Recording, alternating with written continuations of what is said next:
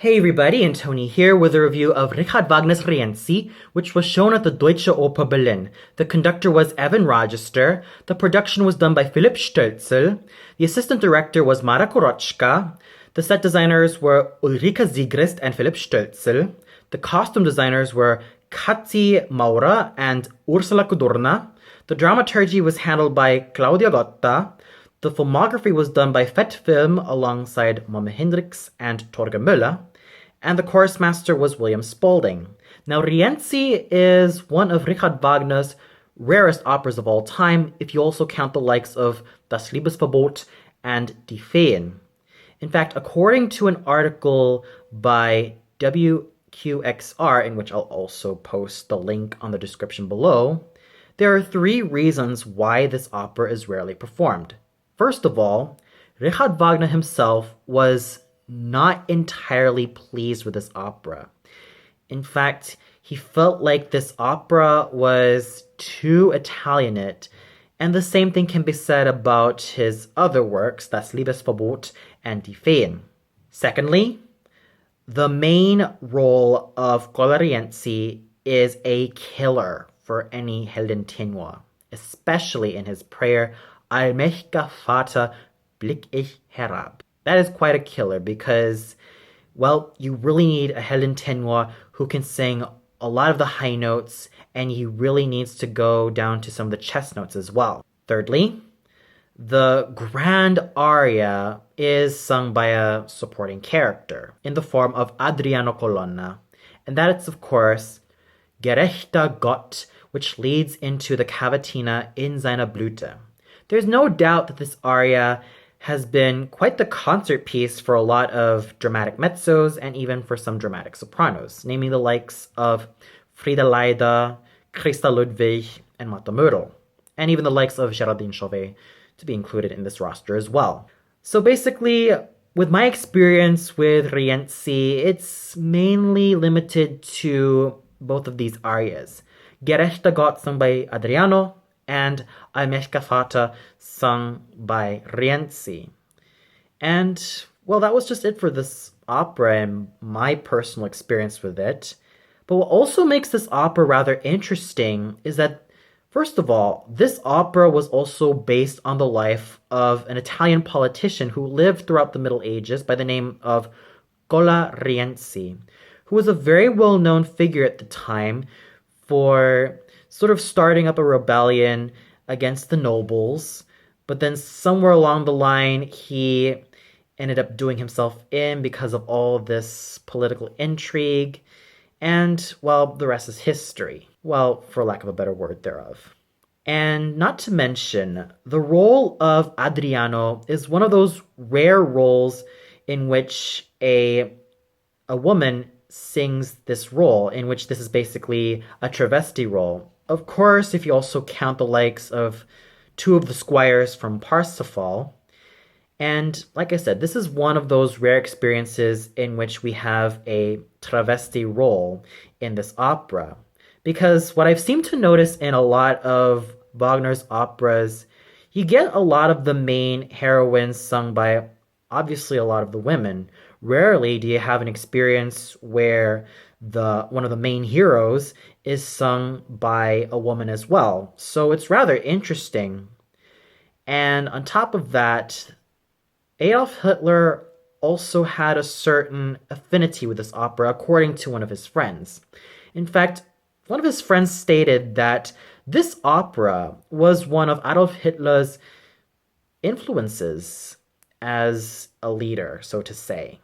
Because this opera has a lot of political intrigue, it has a lot of raw drama, a lot of raw emotion, and it's just that thrilling in its own way, even though Wagner himself kind of disavowed this opera. But still, it managed to remain quite the cult classic, as this opera has been performed all throughout Europe, and even in some parts of the US as well. So when you think about it, Rienzi does have a very interesting history in terms of Wagner's earlier operas.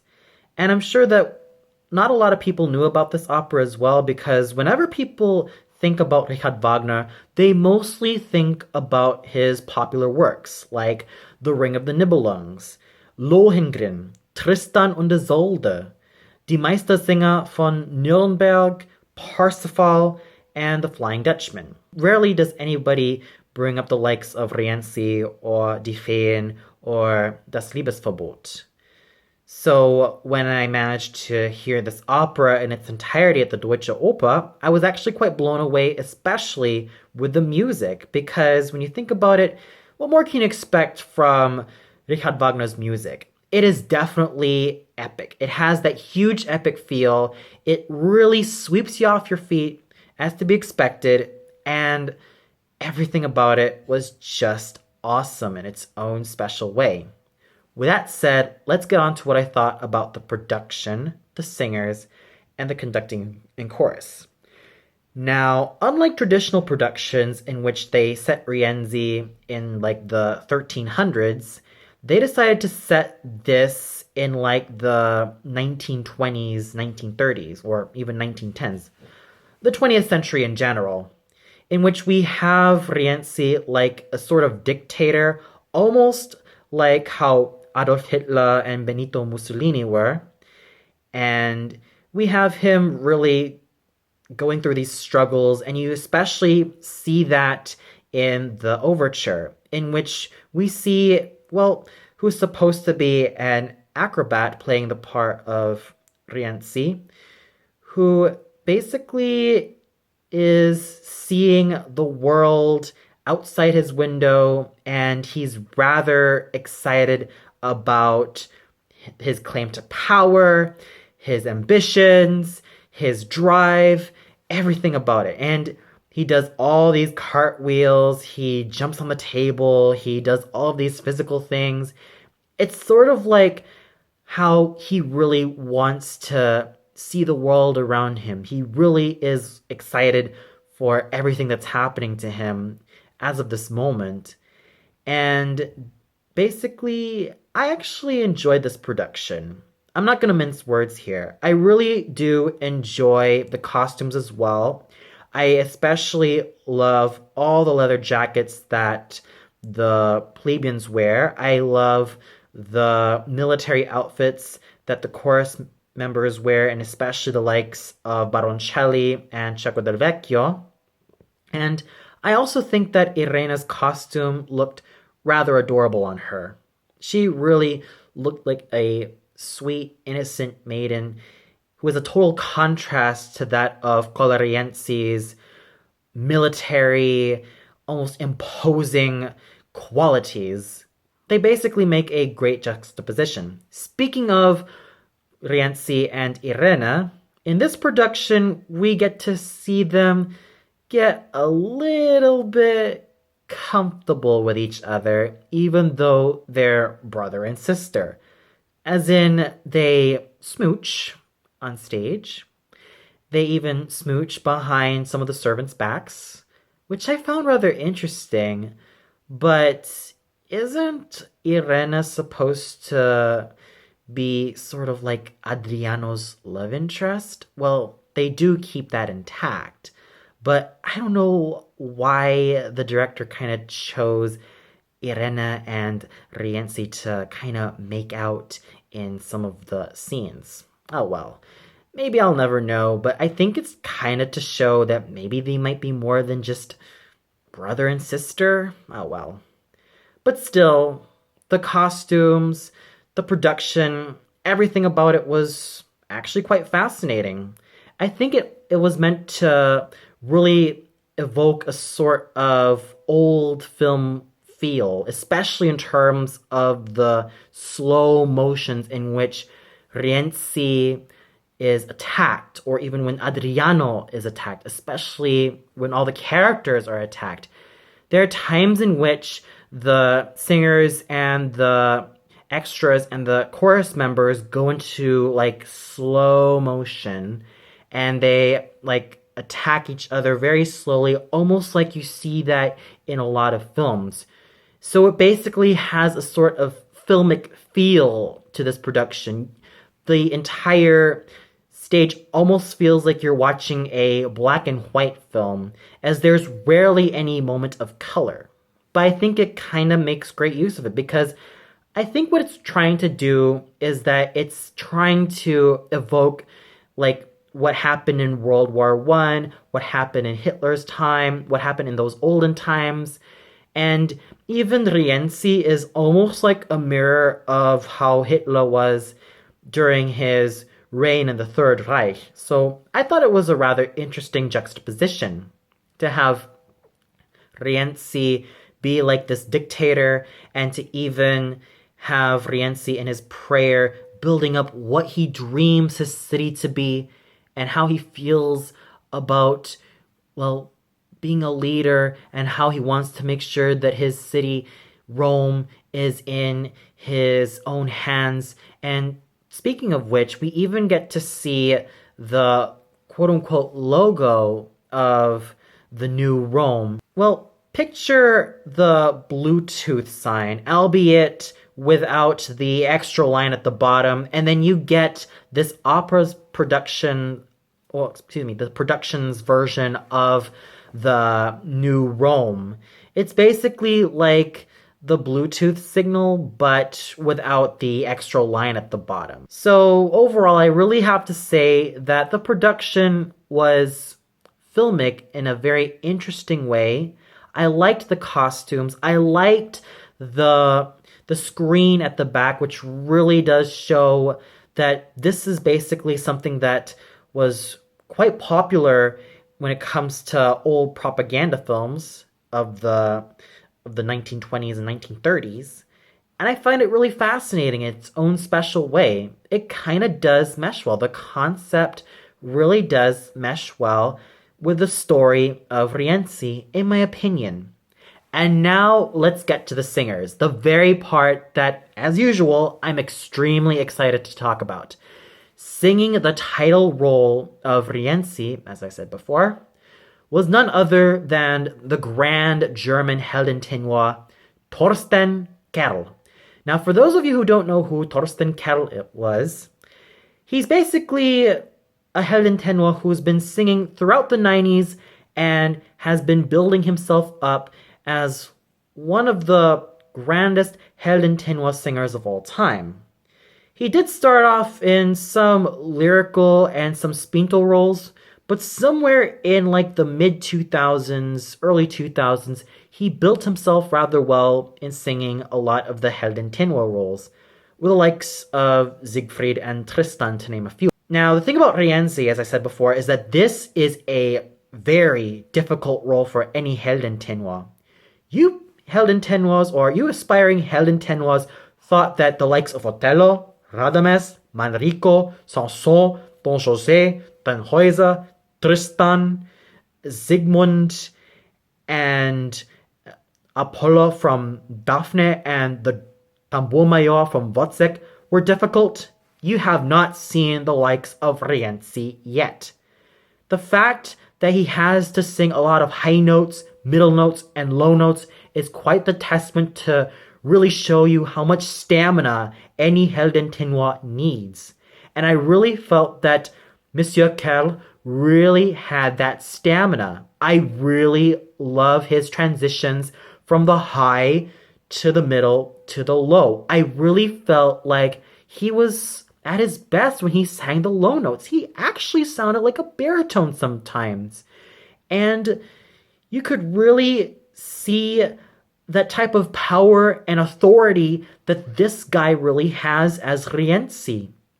Sure, some people kind of accuse him for being kind of hammy in terms of the speeches that he gives throughout the opera, but regardless, I really thought that this was definitely a very well-done role. It's a big role. It needs a lot of stamina, a lot of acting chops, a lot of strength, and a lot of agility in order to really get yourself in there. I did notice that he was sort of struggling a little bit on his prayer, Allmächtiger Vater, but regardless, I really felt like he muscled through despite some of the flaws. I really felt like Thorsten Kerl really gave a very dominant and very, very touching portrayal as this ruler who at times may be crass, may be, well, harsh in his ruling, but regardless has to have a sense of clemency towards others. He makes Rienzi quite complex in his motivations, and I definitely enjoyed his singing all throughout, despite some of the faults that can be found in his prayer on Meshkafata. But still, regardless, he's definitely enjoyable in his role. Singing the role of his sister, Irena, was the ever-wonderful Martina Weichenbach. Now, when I heard that Martina Weichenbach was going to sing Irena, I was quite doubtful at first, because traditionally, Irena has been sung by a lot of spinto and dramatic sopranos, and even some full lyric sopranos. Any soprano who has sung the likes of Elisabetta di Valois, or one of the Valkyries like Helmviga or Ortelinda from Die Walküre, or Elsa from Lohengrin, one of the Flower Maidens from Parsifal, or Inez from L'Africaine, Micaela from Carmen, or Rosen from Le Roi d'Is, and the Countess Madeleine from Capriccio, and many other soprano roles for any spinto soprano, full lyric soprano, or dramatic soprano. Usually I would expect any singer who sings Irena to have the lyricism of a Micaela from Carmen and the meaty quality of an Elisabetta from Don Carlo. And I really felt that Martina Weichenbach really brought her gleaming, silvery, and trademark lyrical voice to this role. She sings with such fine agility, fine techniques, and just a wave of beautiful sound pouring out from her mouth. She really made Irena sort of like the opposite to, well, Rienzi.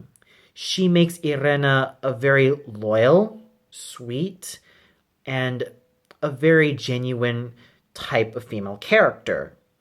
She injected a lot of life and vivacity into this role, and that's also reflected on her singing as well. As to be expected, Weichenbach really maintains her silvery voice, which she uses very well, and especially when it comes to the high notes, some of the staccato notes, and just those fine techniques in general, which can be quite tough for any singer singing Irena, but she manages to handle those challenges really well, and she navigates through all her notes with such finesse and charm. Singing the role of Adriano Colonna was Daniela Zindram, who I also saw 2 months ago singing the role of Hänsel from the live stream production of Humperdinck's Hänsel and Gretel.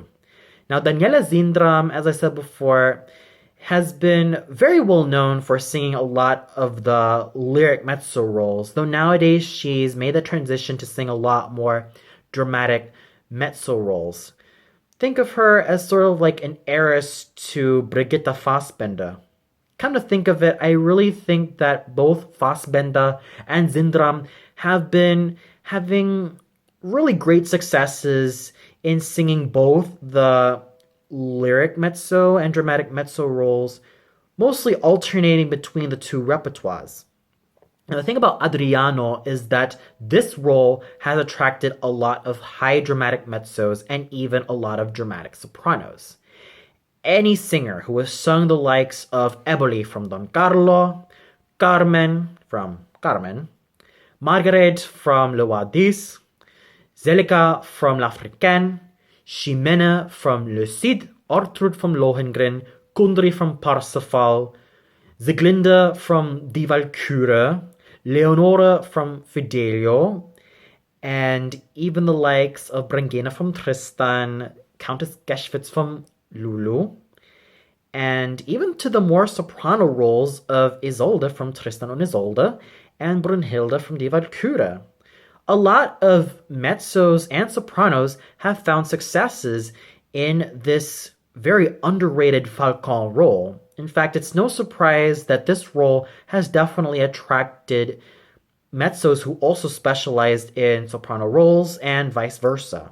I really felt that Daniela Zindram was in her element when she sings the entravesti roles, because it's no surprise. Much like her predecessor, Brigitte Fassbender, she was also a very well-known exponent for singing a lot of the travesti roles, like Octavian, Cherubino, and Niklaus, just to name a few.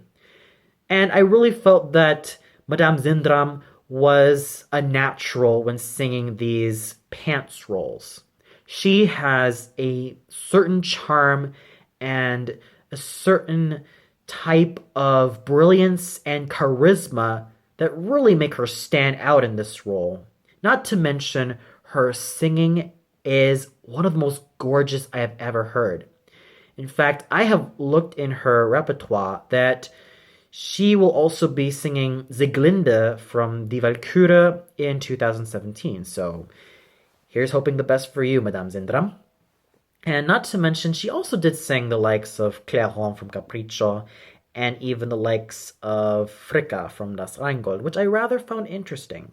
So hearing her in this very underrated dramatic mezzo role, or dramatic soprano role, was rather thrilling. She poured her heart out in this role.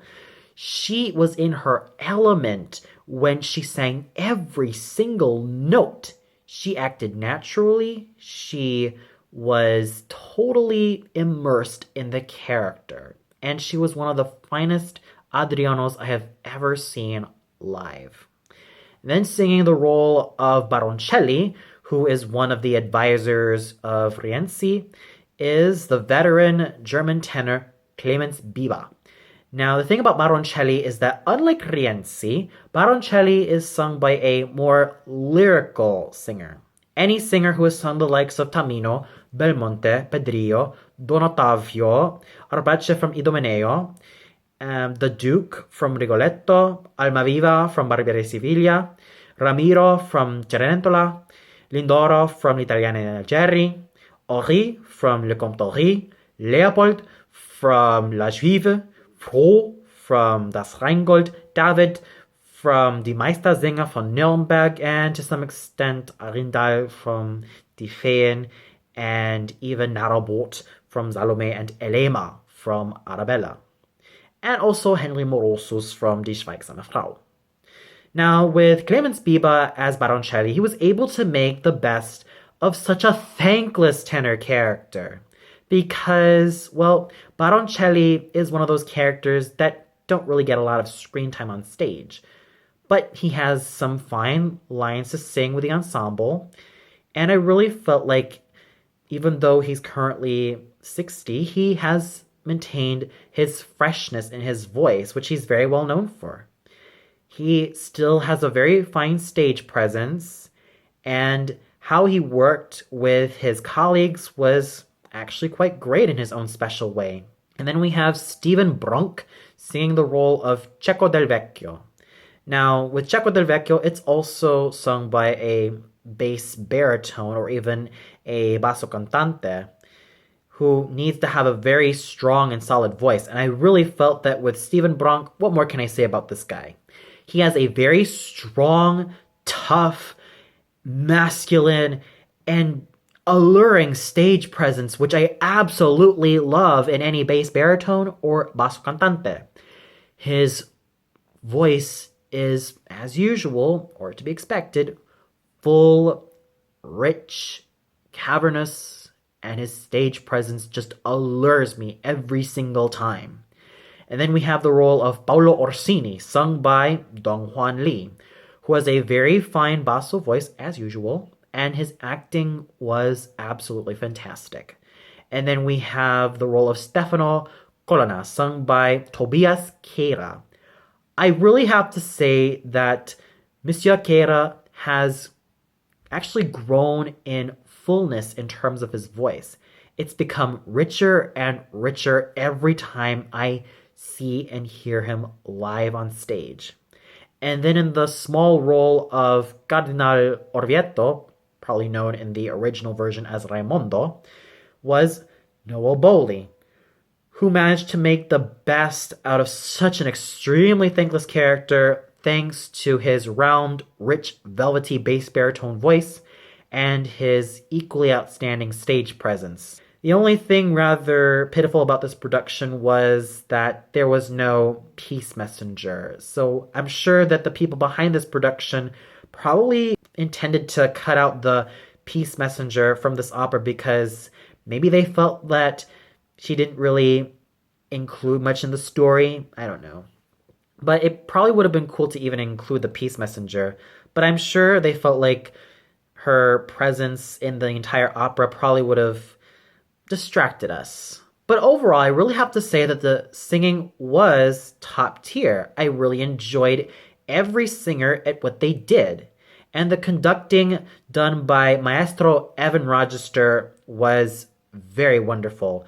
The chorus, what more can you expect from the Deutsche Oper Berlin chorus, was crisp and clean. So everything was really well done. And I really have to say that watching this opera in its entirety was such an eye-opener for me. I really enjoyed the music. I really loved the fine portrayal done by Thorsten Kerl as Rienzi alongside the other performers. And I really have to say that this opera should be actually performed a lot more. I really can't wait to see more productions of Rienzi, as I really felt and really feel that this opera should be performed a lot more because it's got really great music. I really like the story, and I really love the arias, especially when you have Allmächtiger Vater and Gerechter Gott really stand out. Well, that's all for now. Be sure to tune in for more reviews. So until then, good night, everybody.